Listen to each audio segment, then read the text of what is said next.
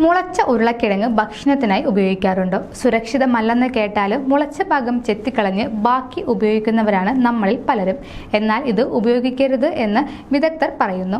മുളച്ച ഉരുളക്കിഴങ്ങിൽ വിഷാംശം ഉണ്ടെന്നും അത് ഭക്ഷ്യവിഷബാധയ്ക്കും മരണത്തിനും വരെയും കാരണമാകാമെന്നും പഠനങ്ങൾ പറയുന്നു.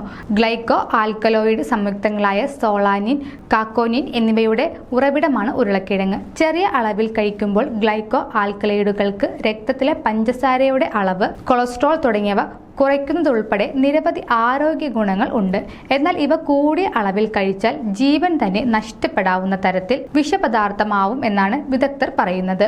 ഉരുളക്കിഴങ്ങിനുണ്ടാകുന്ന പച്ച നിറം ക്ലോറോഫിൻ നൽകുന്നതാണ്.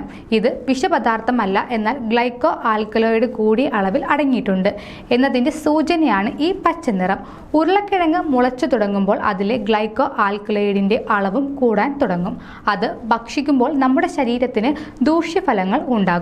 അപ്പോൾ മുളച്ച ഉരുളക്കിഴങ്ങ് ഭക്ഷണത്തിനായി ഉപയോഗിക്കാതിരിക്കാൻ ശ്രദ്ധിക്കുമല്ലോ. കൂടുതൽ ആരോഗ്യ വാർത്തകൾക്കായി ഡോക്ടർ ലൈവ് TV സബ്സ്ക്രൈബ് ചെയ്യുക. Stay healthy.